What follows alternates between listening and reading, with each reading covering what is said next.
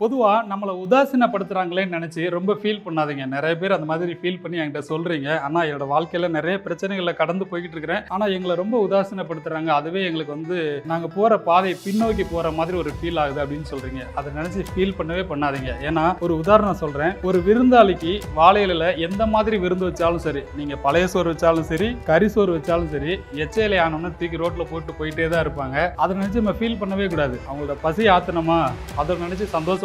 தூக்கி ரோட்ல எரிஞ்சா கூட ஒரு 5 அறிவு படைத்த ஒரு ஜீவனுக்கு அது உணவா இருக்குமே நினைச்சு சந்தோஷப்பட்டு போயிட்டே இருங்க. நான்லாம் அப்படித்தான். என்னை தூக்கி எந்த அளவுக்கு தூக்கி குப்பையில போட்டாலும் ஏதாவது ஒரு மக்கி போன குப்பையா நான் உபயோகமா இருப்பேன்னு நினைச்சு சந்தோஷப்படுவேனே தவிர ஃபீல் பண்ணவே மாட்டேன். நம்ம கடந்து போற வாழ்க்கையில எவ்வளோ பிரச்சனைகளும் எவ்வளோ கரடு முரடான பாதைகள் இருக்கலாம்.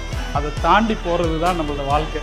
ரொம்ப ஸ்மூத்தாக போச்சுன்னா அது ரொம்ப இன்ட்ரெஸ்டாகவே இருக்காது. எல்லா காலகட்டத்தையும் கடந்து போகிறதுக்கு பழகிக்கோங்க. கண்டிப்பான முறையில் ஒரு நாள் நிச்சயம் உங்களுக்கு வெற்றி கிடைக்கும்.